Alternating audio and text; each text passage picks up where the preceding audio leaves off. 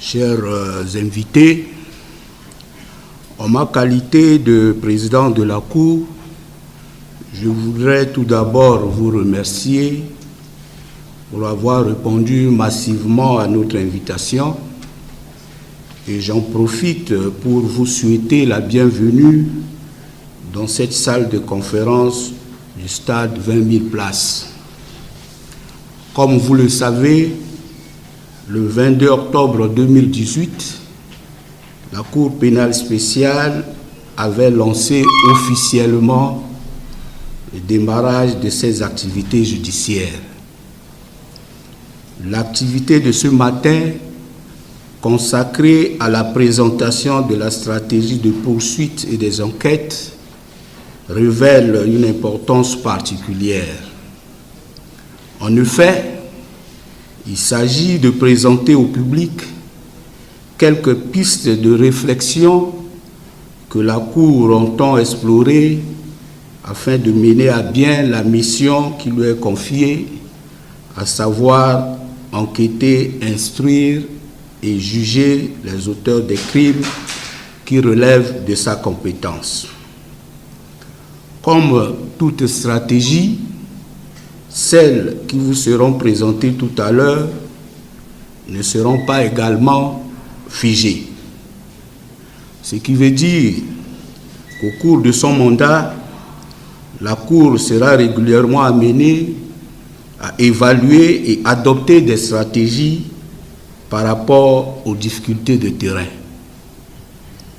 Mais celles qui feront l'objet de la présentation de ce jour vont nous servir de lancer les premières enquêtes sur le terrain et leur efficacité seront évaluées au fur et à mesure que nous allons avancer.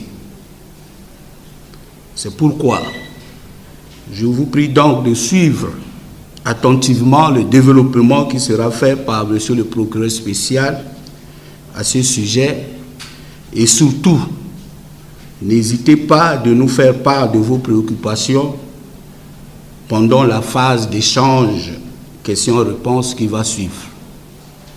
Une fois de plus, je vous remercie.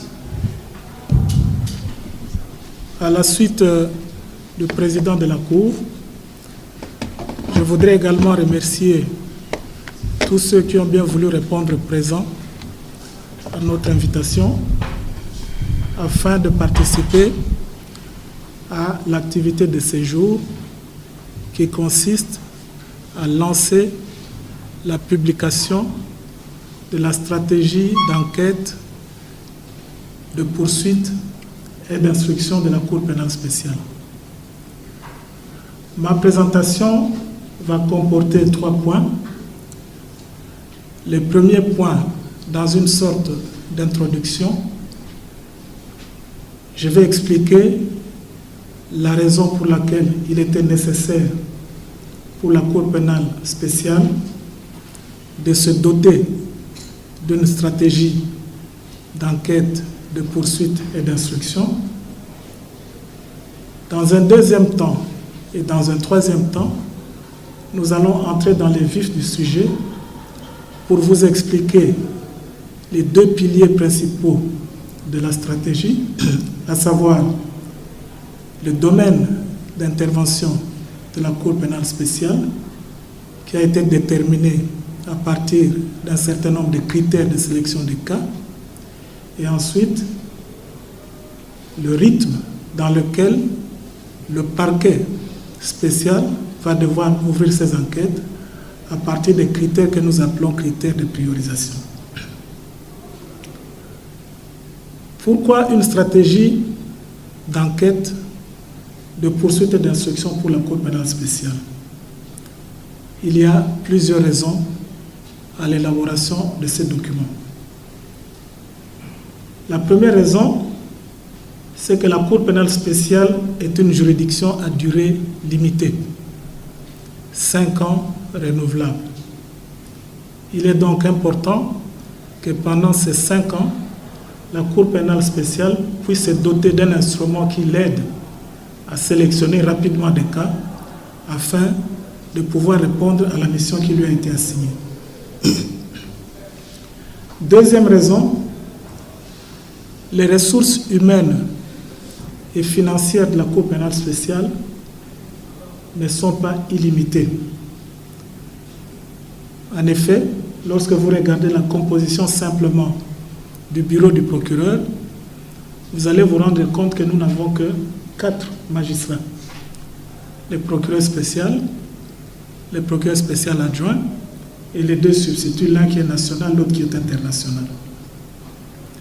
Donc il va falloir, avec des ressources humaines et financières limitées, chercher à être le plus efficace possible. En troisième lieu, et comme vous le savez, la Cour pénale spéciale n'évolue pas seule en Centrafrique dans ce vaste champ de lutte contre l'impunité des crimes internationaux. La Cour pénale spéciale bénéficie d'une compétence concurrente aussi bien de la Cour pénale internationale que des juridictions de droit commun. Il était donc important pour la Cour pénale spéciale de pouvoir déterminer quel est son périmètre d'activité afin que, d'un côté, la Cour pénale internationale et de l'autre, les juridictions de droit commun puissent savoir exactement comment organiser la complémentarité de manière efficace. En troisième lieu, le champ de compétences de la Cour pénale spéciale, c'est-à-dire les crimes commis en Centrafrique depuis le 1er janvier 2003, est tellement immense qu'il est impossible à une juridiction, quels que soient ses moyens, de pouvoir régler ses passifs. Voilà autant de raisons qui ont fait que nous puissions, au niveau de la Cour pénale spéciale, réfléchir d'un côté sur le domaine d'intervention de la Cour pénale spéciale et de l'autre sur des critères de priorisation qui vont aider le parquet de la Cour pénale spéciale à pouvoir lancer ses enquêtes. En ce qui concerne le domaine d'intervention de la Cour pénale spéciale, nous avons élaboré un certain nombre de critères de sélection des cas. En fait, notre raisonnement se déroule en 4 étapes. Dans un premier temps, il s'agit de déterminer par rapport aux faits qui sont soumis à la Cour pénale spéciale, il s'agit de déterminer si ces faits-là rentrent dans la compétence matérielle de la Cour. Et comme vous le savez, la Cour a été créée essentiellement pour enquêter et juger les crimes de guerre, les crimes contre l'humanité et les génocides. Et comme vous le savez également, ces crimes comportent pour leur réalisation aussi bien des éléments spécifiques que des éléments contextuels. Donc il est important, dès le départ, lorsque des faits sont soumis à la Cour pénale spéciale, que l'on puisse s'assurer que ces éléments sont réunis afin que la Cour pénale spéciale puisse commencer son travail. Une fois ces domaines d'intervention déterminés, il y a un certain nombre de critères de sélection qui tiennent autant à la gravité des cas qu'au choix des auteurs présumés inculpés, qu'au choix des infractions et des qualifications juridiques à retenir. S'agissant du critère de gravité, il comporte des aspects quantitatifs et des aspects qualitatifs. En ce qui concerne les aspects quantitatifs, nous visons par exemple le nombre de victimes qui sont impliquées dans un cas. Nous visons également le nombre des assaillants. Nous visons l'ampleur des destructions qui ont été occasionnées par les crimes. Nous pouvons également viser l'ampleur des moyens qui ont été utilisés. Tels sont les aspects quantitatifs du critère de gravité que nous retenons pour sélectionner nos cas. Il y a ensuite les aspects qualitatifs qui tiennent à la nature des crimes. Par exemple, les atteintes à la vie humaine, que nous considérons comme beaucoup plus graves que les atteintes à la propriété privée. Nous visons également les crimes violents ou les crimes à motif discriminatoire. Nous visons les atteintes contre des personnes vulnérables ou des atteintes contre des personnes ou des biens qui sont protégés.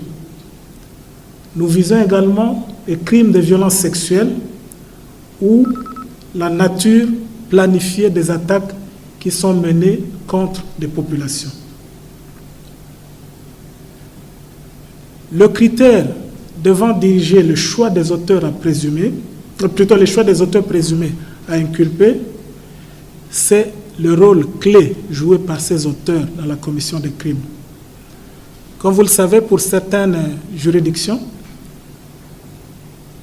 les personnes visées sont celles qui occupent le plus haut niveau de responsabilité. On parle de plus hauts dirigeants. Mais en ce qui concerne la Cour pénale spéciale, le critère que nous allons viser, c'est le rôle clé que ces personnes ont joué, soit dans le commandement d'une opération, soit dans la conception d'une opération, soit enfin dans l'exécution matérielle des crimes qui ont été occasionnés par cette opération. Enfin, nous avons un critère sur le choix des infractions et des qualifications juridiques. Étant donné que le même fait peut comporter plusieurs qualifications, nous avons pensé qu'il était utile d'utiliser les charges cumulatives pour refléter les principaux types de crimes commis ainsi que les souffrances endurées par les victimes. Tel est donc le domaine d'intervention de la Cour pénale spéciale par rapport aux critères de sélection que nous avons élaborés. Le troisième point de mon intervention concerne les critères de priorisation qui, eux, concernent le parquet. Parce que les critères de sélection des cas concernent aussi bien le parquet que l'instruction. Les critères de priorisation, en fait, ce sont des critères qui vont permettre au parquet de pouvoir lancer ses enquêtes, de pouvoir déterminer les rythmes dans lesquels il va ouvrir ses enquêtes. Le premier critère, naturellement, dans un pays comme la Centrafrique, qui est encore en guerre, c'est le critère de faisabilité de l'enquête. Faisabilité particulièrement par rapport à la sécurité. Nous tenons à cœur de prendre la sécurité des victimes, des témoins et de tous les intervenants dans le processus judiciaire en premier ordre. Donc la sécurité, c'est le premier point qui va nous assurer la faisabilité de l'enquête.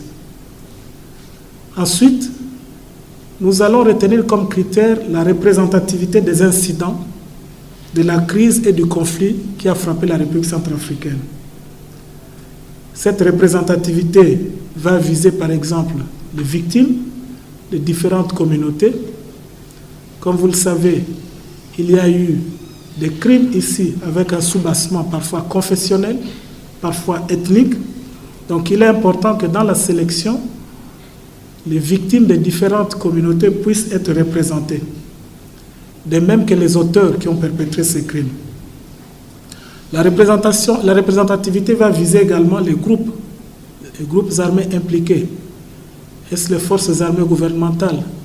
Est-ce les groupes armés qui sont actuellement en train de cumuler l'arrière-pays? La représentativité également va viser l'espace géographique de la Centrafrique, mais également le déroulement historique de la crise centrafricaine depuis 2003 jusqu'à ces jours. Il est à noter que la représentativité ne signifie pas nécessairement équivalence numérique. Il signifie simplement que nous devons tenir compte d'un certain équilibre lorsque nous sélectionnons les cas. L'autre critère concerne la possibilité d'identification, de localisation et d'arrestation des auteurs. Lorsqu'il apparaît au parquet qu'il y a des possibilités réelles de procéder à l'arrestation d'un individu, le parquet va immédiatement mettre en branle ces mécanismes pour pouvoir procéder à l'arrestation de cet individu et ouvrir les enquêtes. D'autres critères concernent la disponibilité des renseignements ou des preuves existantes, la disponibilité des ressources humaines. Je vous ai parlé tout à l'heure du caractère réduit du personnel du parquet. Donc nous devons faire en sorte que les ressources humaines dont nous disposons puissent être utilisées à bon escient. Il y a également la disponibilité des ressources pour les enquêtes, et particulièrement les ressources financières. Je disais en introduction que les ressources financières de la Cour pénale spéciale ne sont pas illimitées. Donc il faudrait que par rapport à ces ressources qui sont extrêmement limitées, nous puissions être les plus efficaces possibles. En guise de conclusion, je voudrais vous dire que la stratégie d'enquête, de poursuite et d'instruction vise l'efficacité de l'action de la Cour pénale spéciale et une meilleure compréhension des choix de son action par le public et par les justiciables. Cette stratégie n'est pas figée. Elle peut être révisée par rapport à la dynamique du contexte, mais également par rapport à l'évolution de la Cour pénale spéciale. Voilà, mesdames, messieurs, ce que je peux considérer comme l'économie générale de la stratégie d'enquête, de poursuite et d'instruction de la Cour pénale spéciale qui va vous être délivrée tout à l'heure à travers le document qui a été élaboré. Je vous remercie. Merci, monsieur le procureur spécial. On va procéder à l'échange de questions-réponses. Si certaines personnes ont des questions, je les invite à lever la main. Je viendrai leur tendre un micro et on pourra procéder ensuite aux réponses. Questions ?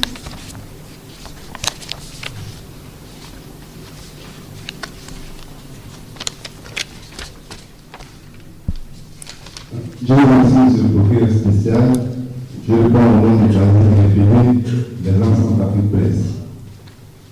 Vous venez de vous inviter les stratégies. Mais comment vous allez lancer l'enquête dans des zones où vous avez encore l'insécurité? Je vous remercie.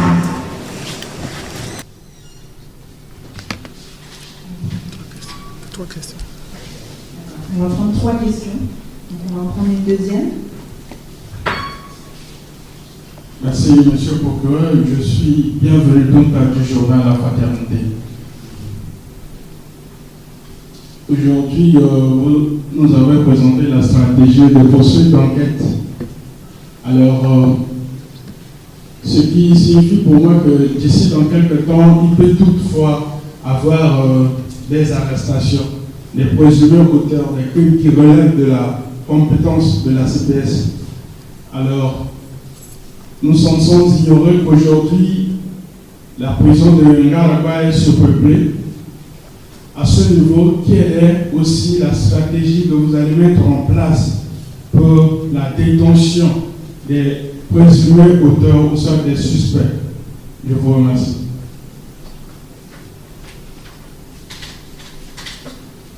Je suis Jean-François Kouina de Radio Nekeluka. Ma première préoccupation va à l'aspect quantitatif et qualitatif de votre stratégie. Sur le plan quantitatif, il a fallu combien de personnes ont tué que la Cour estime être compétente de traduire une personne devant sa juridiction? Est-ce qu'à partir de 2 personnes, 3 personnes tuées, du point de vue qualitatif, quantitatif, est-ce que la Cour pénale spéciale va juger cette personne ou au nom de la collaboration avec les juridictions de plan commun? Ici, c'est la Cour criminelle, ici en République centrafricaine, qui doit juger ces personnes. Sur le plan qualitatif, cette critère de faisabilité dont vous avez ici développé concerne quoi? Est-ce que des questions liées au genre, des questions, des actes ayant poussé toute une population à déplacer, à aller vers le site de déplacer sans de dommages collatéraux, peut-être des villages brûlés, tout ça là, on va laisser ça au tribunal ou bien la cour. Ça porte un peu à confusion. J'aurais aimé que nous développions clairement sur l'aspect quantitatif et l'aspect qualitatif parce que les victimes attendent ça. Je vous en prie. Je vous remercie. On va donner la parole au parquet pour répondre aux premières questions. La première question consiste à nous demander comment nous pourrions lancer les enquêtes dans des zones qui sont encore en insécurité. D'abord, si vous vous rappelez les critères de priorisation des cas, il a été dit que la première chose avant de lancer une enquête, c'est la faisabilité de cette enquête par rapport à la sécurité. Donc, il y aura un processus d'évaluation des conditions sécuritaires pour pouvoir lancer une enquête. Nous pouvons également vous dire que nous disposons d'une unité de protection des victimes et des témoins.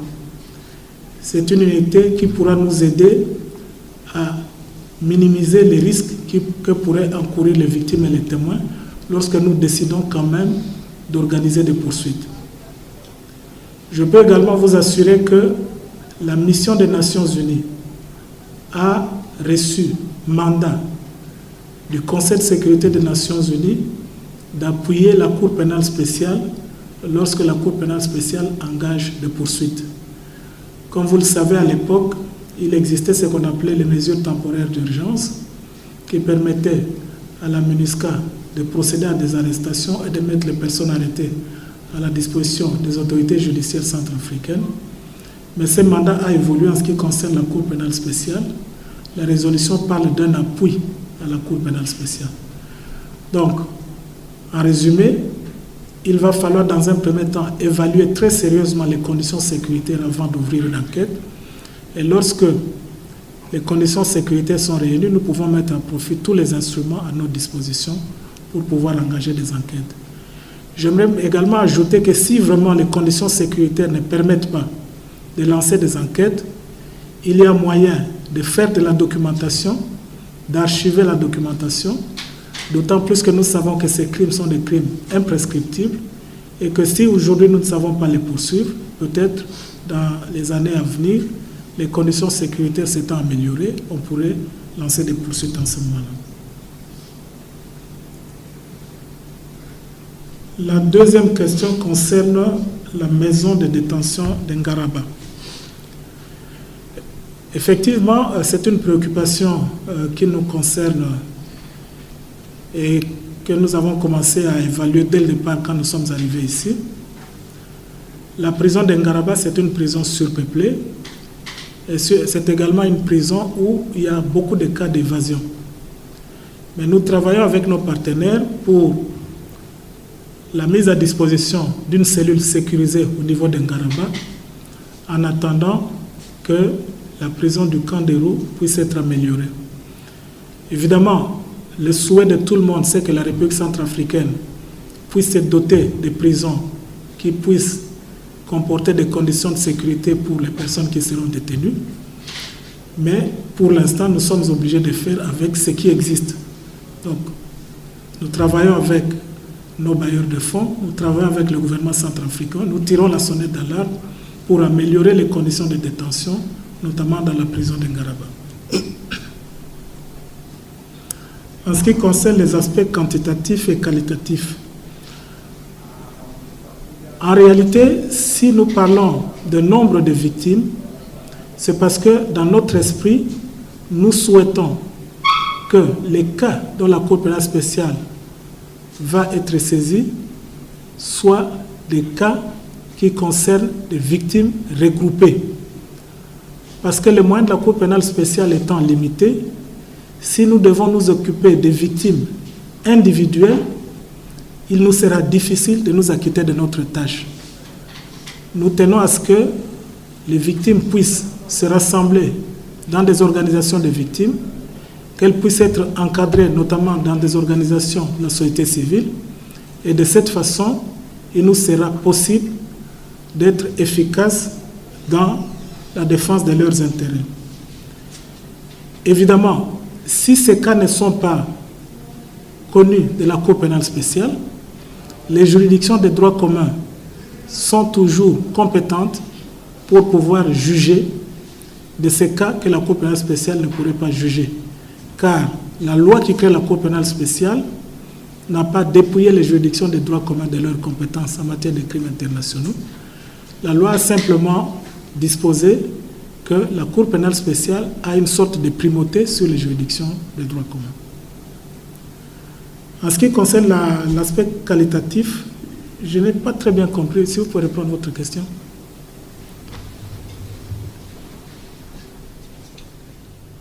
Sur l'aspect qualitatif, c'est des critères de gravité. Sur quels critères vous allez définir la gravité d'un fait susceptible de juger un présumé coupable? La gravité, ce n'est pas dans les aspects qualitatifs. La gravité, c'est dans les aspects quantitatifs.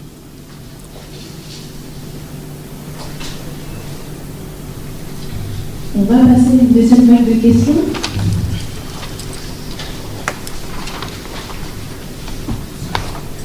Merci, monsieur le procureur. Charlotte Cossier de RFI. Vous avez parlé de moyens très limités pour la CPS. Est-ce que vous vous êtes donné un nombre de cas à poursuivre, ou en tout cas une échelle de nombre de cas à poursuivre? Et étant donné que vous avez vos critères de poursuite, désormais, pensez-vous lancer les enquêtes très prochainement et avez-vous un agenda déjà prévu? Merci.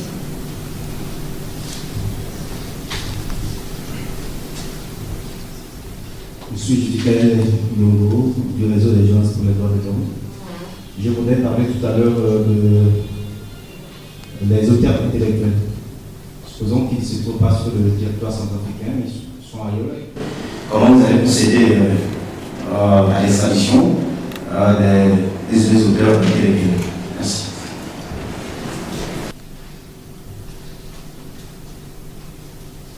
Une troisième question? Non?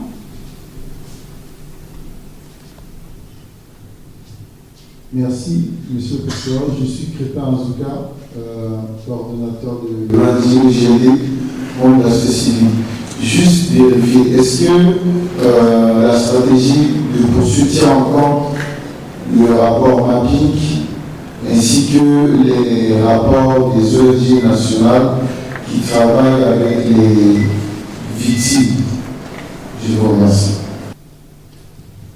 Merci. On va répondre à ces trois questions. La première question, étant donné les moyens limités de la CPS, est-ce que nous avons au départ un nombre de cas que nous pourrions poursuivre? Nous cherchons à être les plus efficaces possible. Donc au départ, nous ne pouvons pas vous dire que nous allons pouvoir nous occuper de 3 ou 4 cas, mais dans la mesure du possible, nous allons essayer d'être efficaces pour que dans les 5 ans de la durée de la Cour pénale spéciale, nous puissions remplir le mandat qui nous a été assigné. Deuxième question, est-ce que vous envisagez de lancer vos enquêtes prochainement?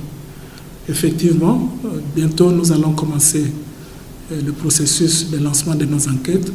À partir de la publication de ce document de stratégie, nous avons tous les outils pour pouvoir engager nos premières enquêtes. La deuxième question concernant les auteurs intellectuels qui se trouveraient ailleurs, je pense qu'on peut recourir à l'entraide judiciaire si c'est possible. Et si ce n'est pas possible, il existe une dernière fenêtre d'opportunité de pouvoir juger ces personnes par contumace.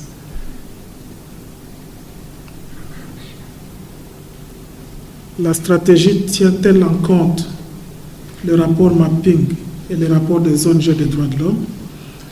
Bien entendu, si nous parlons d'un nombre élevé de cas, de l'ampleur des cas de crimes commis en Centrafrique depuis le 1er janvier 2003, nous nous basons notamment sur le rapport mapping. Mais comme vous le savez, le rapport mapping s'arrête à 2015. De 2015 à ce jour, d'autres crimes continuent à se commettre. Ces crimes sont documentés et effectivement, nous prenons en compte également ces crimes qui sont commis après la publication du rapport mapping. Merci, monsieur le procureur. Je suis monsieur Alain Sylvain Boto, du journal Le Peuple. La RCA a jugé certains de ses hauts responsables pourquoi, et conformément à la loi organique, Ikatom Rambo, Alfred, ne peut pas être jugé par la CPS et il est transféré à la D. Merci. Merci. Une dernière question.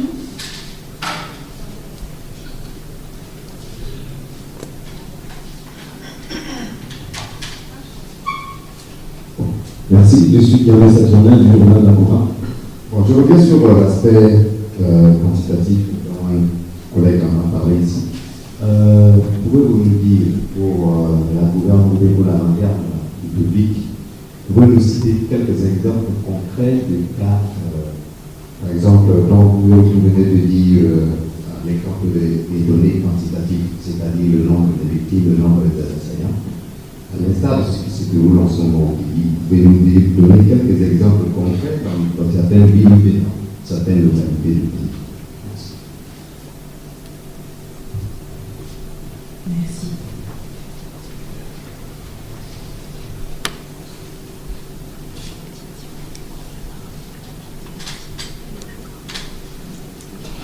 La première question portait sur la protection des victimes. Comment l'unité compte s'organiser pour être efficace? D'abord, c'est une unité qui est composée de personnes expertes en matière de protection et qui vont dérouler la protection suivant une sorte de pyramide. Le bas de la pyramide, ce sont des pratiques quotidiennes, de bonnes pratiques de protection. Ensuite, il y a des mesures procédurales. Il y a également le programme de protection des victimes qui peut aller jusqu'à la délocalisation. Il y a des détails techniques que je ne maîtrise pas, mais sachez qu'il y a plusieurs niveaux de protection que cette unité peut assurer. En ce qui concerne Rambo, pourquoi il n'a pas été jugé par la Cour pénale spéciale? Bien. Ce que vous devez savoir, c'est que la Cour pénale internationale a été saisie par la République centrafricaine depuis 2014 de la situation qu'on appelle CAR 2. Et depuis 2014, la Cour pénale internationale mène des enquêtes en Centrafrique. La Cour pénale spéciale a été créée en 2015 par une loi organique qui établit très clairement la primauté de la Cour pénale internationale sur la Cour pénale spéciale, avec d'ailleurs la possibilité pour la Cour pénale spéciale de se dessaisir au profit de la Cour pénale internationale lorsqu'il y a des dossiers concurrents. Et je crois savoir qu'en ce qui concerne Rambo, il était poursuivi par la juridiction centrafricaine pour des crimes qui n'étaient pas des crimes internationaux. En un mot, il n'y a pas un dossier de la Cour pénale spéciale ouvert à ce jour contre Rambo. Donc il était difficile pour la Cour pénale spéciale d'entrer en compétition avec la Cour pénale internationale. Mais même si cette possibilité pouvait exister, la primauté de la Cour pénale internationale par rapport à la Cour pénale spéciale devait prévaloir et la Cour pénale spéciale devait laisser le champ libre à la Cour pénale internationale.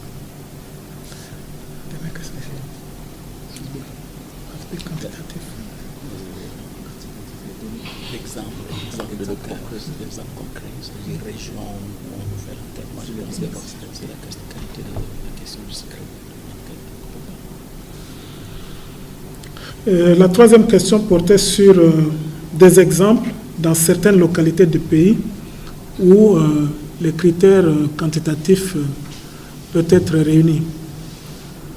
Bon, nous pensons que pour des raisons liées au secret des enquêtes, nous ne pouvons pas parler de certaines régions pour ne pas mettre en péril la sécurité des personnes qui sont impliquées, notamment les victimes et les témoins.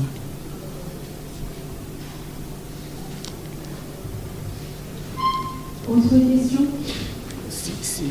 Si tu permets peut-être ajouter pour la question de protection des victimes et des témoins que la première protection est d'abord une protection personnelle, c'est-à-dire les témoins. Il faut que les journalistes commencent à dire dans les médias que les témoins doivent être silencieux si on les contacte.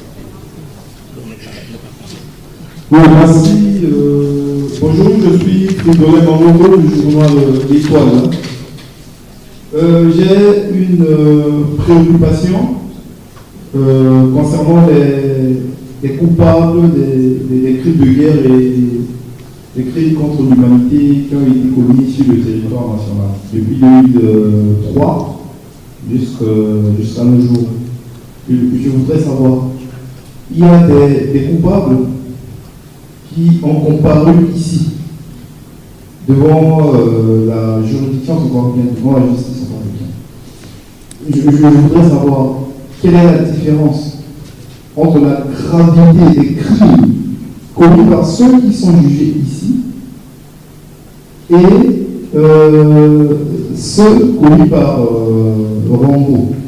La gravité des crimes. Parce que si d'autres comparaissent ici et que Rambo comparaît par exemple devant la Cour pénale internationale de sa supériorité par rapport à la CPS, c'est pour dire que certainement il y a une particularité. Il y a des gravités certainement qui ont fait qu'il soit extradé là-bas.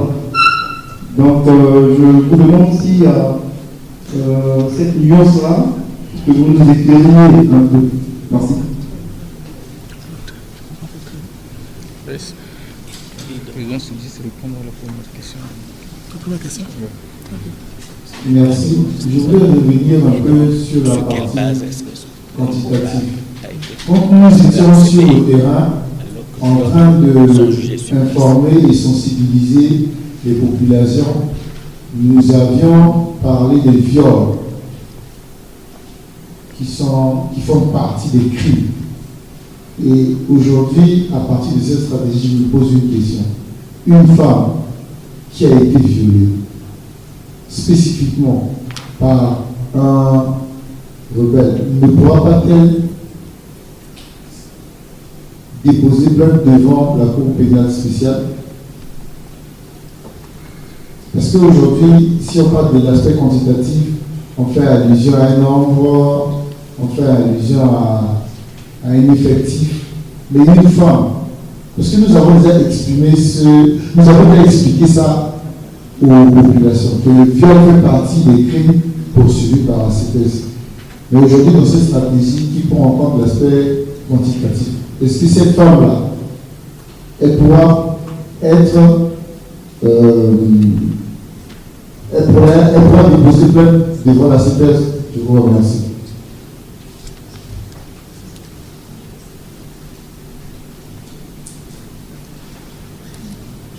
On va répondre aux questions qui ont déjà été posées. Le président voulait répondre à la première question.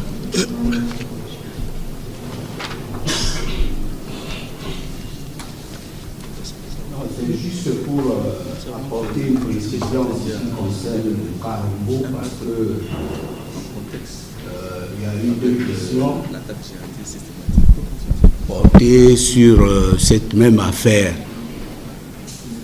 Ce que je voudrais préciser par rapport à la question qui vient d'être posée, c'est que Rambo n'a pas été transféré à La Haye compte tenu de la gravité des faits.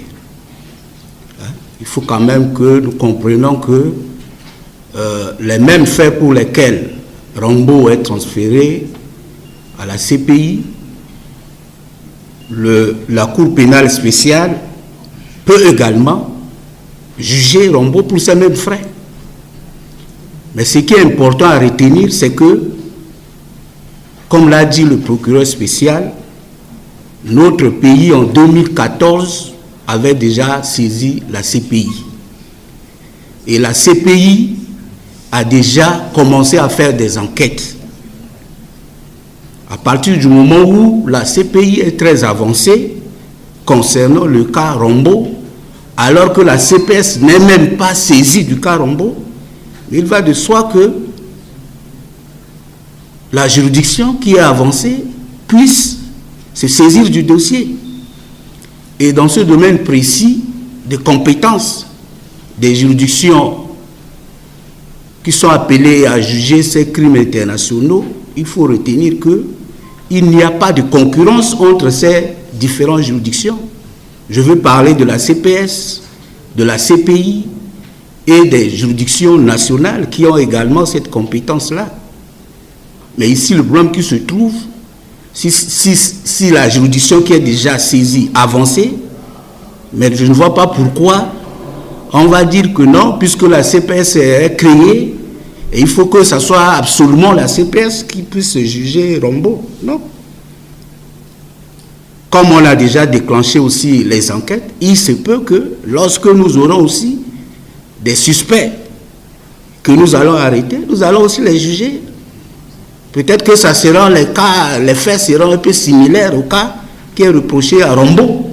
Donc, ce qu'il faut retenir, ce n'est pas par rapport à la gravité des faits que Rombo a été transféré. C'est tout simplement dû au fait que la CPI était en avance et c'est pour cela qu'elle a formulé sa demande et les plus hautes autorités du pays ont pensé qu'il n'y avait pas les raisons pour empêcher la CPI de continuer, puisque c'est le pays même qui a saisi la CPI, de continuer à faire des enquêtes sur la situation de la République centrafricaine. Donc, c'est ça qu'il faut retenir. Nous sommes tous compétents. Quand je dis nous, je veux parler de la CPS, de la CPI et des juridictions nationales également. Même, puisque ce sont des crimes imprescriptibles, certains pays qui ont la compétence dans ce domaine pourront également se saisir de ces dossiers où des Centrafricains pourront les saisir. Je veux donner par là l'exemple même de ce qui s'est passé au Rwanda. Et vous savez pertinemment que les juridictions françaises ont eu à juger certains suspects qui ont commis des crimes au Rwanda, dans leur pays. Donc c'est pour dire que dans ce domaine-là, ce que nous recherchons, c'est de faire de sorte que tous ceux qui ont commis ces crimes-là puissent répondre devant la justice. Que ce soit la justice centrafricaine à travers la CPI ou les autres juridictions, enfin la CPS ou les autres juridictions nationales, mais également la CPI qui est saisie par le pays. Voilà ce que je voudrais apporter comme clarification par rapport à cette question qui revient à tout moment. Merci. Merci beaucoup.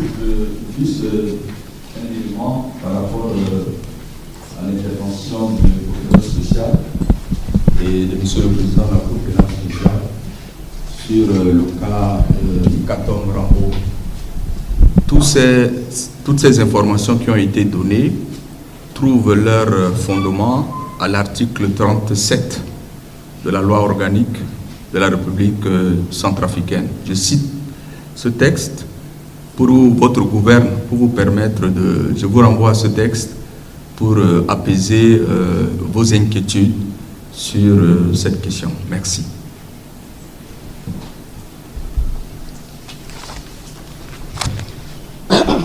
Bien, merci. Par rapport au cas Rambo, je voudrais rappeler ici que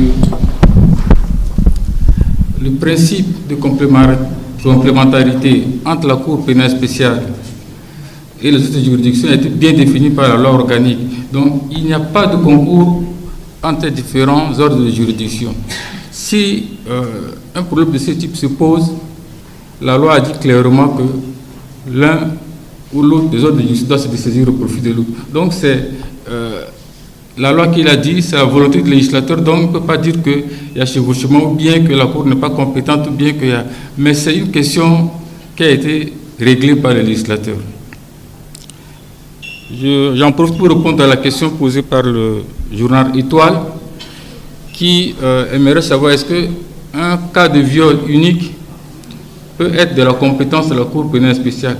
Effectivement, si un cas de viol unique a été commis et quand on voit le contexte dans lequel ce crime a été commis, ce crime peut constituer valablement, peut rentrer valablement dans le champ d'application de la Cour pénale spéciale. Il ne suffit pas de plusieurs cas. Quand on parle ici de critères quantitatifs, ça ne veut pas dire qu'on va exclure les cas isolés, mais on a retenu ces critères pour permettre un regroupement des victimes afin de permettre à la Cour d'être efficace.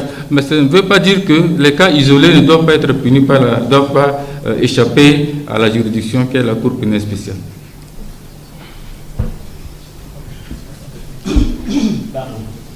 Si vous permettez, je voudrais ajouter un élément à la réponse à ça.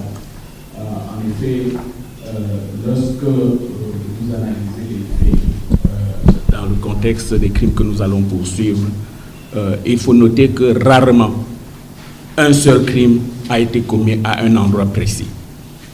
Un crime commis dans un endroit est souvent la suite ou fait partie d'un certain nombre de crimes qui ont été commis.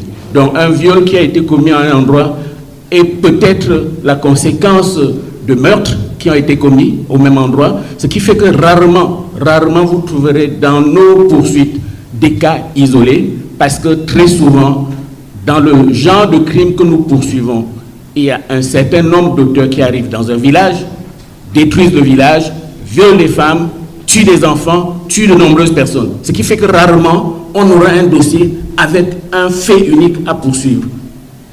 Donc très souvent, le viol sera cumulé avec les meurtres, avec d'autres types de crimes. Donc lorsque l'on parle donc de l'aspect qualitatif et l'aspect quantitatif, c'est qu'on va regarder les faits, on va analyser les faits, et à l'analyse, on va essayer de regrouper un certain nombre d'infractions qui ont été commises sur le même site. Donc c'est comme ça que nous allons procéder.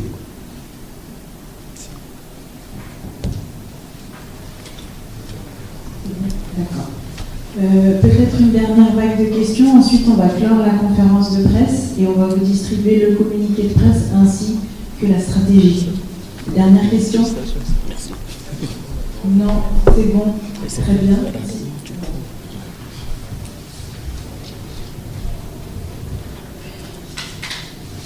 Merci, je suis Célestin Zara, membre de la société civile.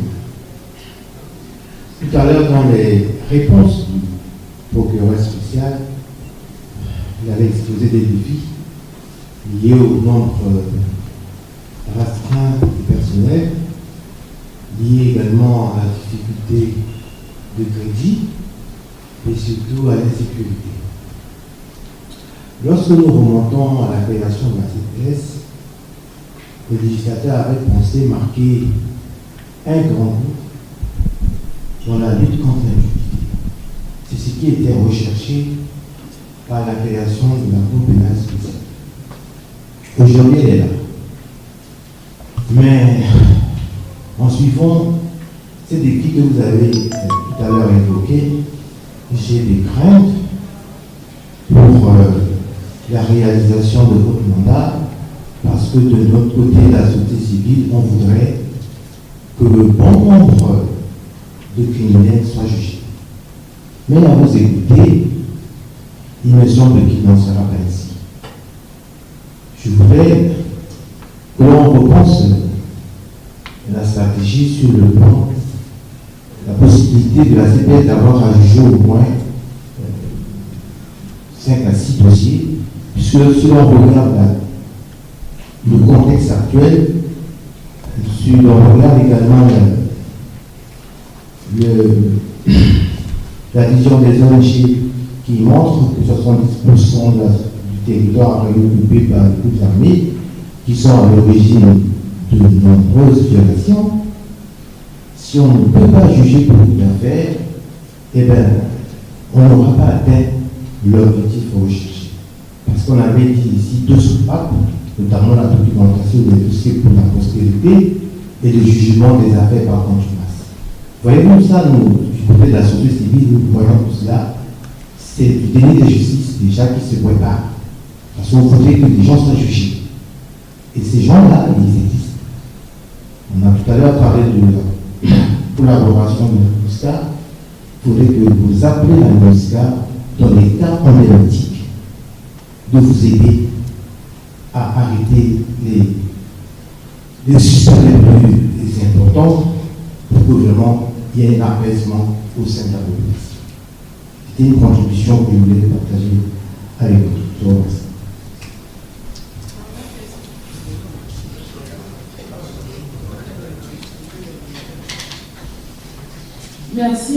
suis Grace Mbalio de Radio Notre-Dame. Tout à l'heure, le procureur a dit que les premières enquêtes seront engagées à partir de la publication de la stratégie de poursuite. J'aimerais savoir combien de dossiers déjà la CPS a enregistré pour pouvoir lancer ces enquêtes. Merci.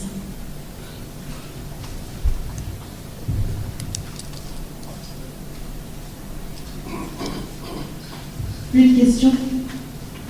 Alors, on va leur donner la parole une dernière fois avant de clore la conférence de presse. Comme je vous le disais tout à l'heure, les enquêtes sont secrètes, donc nous ne pouvons pas vous dire qu'il y a autant de dossiers qui ont déjà été ouverts. Mais ce que vous devriez savoir, c'est que la Cour pénale spéciale bénéficie d'une grande documentation à travers les rapports mapping, à travers les rapports des ONG des droits de l'homme et à travers même les rapports des commissions gouvernementales. Et nous sommes également saisis d'un certain nombre de cas qui sont déposés à la Cour pénale spéciale que nous sommes en train d'analyser. Voilà ce que je peux vous donner comme réponse. Je voudrais dire un mot par rapport aux inquiétudes de notre Zala, que nous comprenons très bien. Mais il est très difficile à une juridiction de dire d'emblée le nombre des affaires qu'elle aura à juger. Donc, c'est vrai, nous savons qu'il y a une grande attente de la part de nos concitoyens avec la création de la Cour pénale spéciale. Ce que la population attend, c'est qu'il faut que ces criminels, tous ceux qui ont eu à commettre ces infractions, soient jugés. Et c'est ça qui va constituer notre travail. Mais il est difficile pour nous de dire aujourd'hui que nous aurons à juger tel nombre d'affaires. Ce qui est sûr, nous allons nous mettre au travail pour satisfaire les attentes de nos compatriotes. Et comme nous l'avons dit au départ, la stratégie que nous avons mise en place sera réévaluée à chaque fois pour voir comment on peut faire de sorte que l'objectif principal, qui est de juger au maximum ceux qui ont commis ces crimes dans le pays, nous puissions effectivement atteindre plus ou moins cet objectif-là. Notre inquiétude, c'est par rapport au délai. Le législateur a parlé de 5 ans renouvelables. Bon, nous allons tenir compte de cela pour travailler, mais vous, en tant que praticien du droit, vous savez comment une affaire, le délai des affaires qui relèvent de ces juridictions-là, vous avez été même à la CPI plusieurs fois, il y a un problème. Mais malgré cela, nous ne disons pas que, parce que nous n'avons que 5 ans renouvelables, nous n'allons pas pouvoir faire de sorte que la mission qui nous a confiée, on puisse tourner en rond et pour ne pas juger. Non, le travail que nous allons faire chaque jour, ce serait de poursuivre ces gens qui ont connu de ces infractions-là et les juger. Mais c'est difficile, dans le cadre de la présentation d'une stratégie comme ça, dire que nous aurons à juger tel nombre de personnes. Tout dépendra du travail que nous allons faire, mais nous avons la volonté. Donc voilà ce que je peux vous dire par rapport à votre préoccupation. De toutes les façons, nous allons travailler ensemble, les ONG de droits de l'homme, les avocats aussi, feront partie de la Cour, et tous ensemble, nous verrons si la stratégie que nous avons aujourd'hui mise en place a connu quelques failles. Nous allons réfléchir ensemble pour voir exactement ce qu'il y a lieu à faire pour satisfaire les attentes de nos populations. Donc, vraiment, voilà ce que je peux vous dire. Nous ne devons qu'être optimistes. C'est ça. Si aujourd'hui, déjà, on va sur la base de ce que non, on n'aura pas assez de nombre de dossiers à juger, je pense que ce n'est pas de cette manière-là que nous devons voir les choses. Soyons optimistes, malgré les moyens limités, mais nous allons nous mettre au travail. Voilà ce que je voulais dire par rapport à votre équipe. Si vous me permettez, j'aimerais ajouter à la mention de Maître Zala, vous êtes juriste et vous savez, lorsque vous préparez un dossier, vous devez évaluer vos forces et vos faiblesses. Et c'est ce que nous faisons.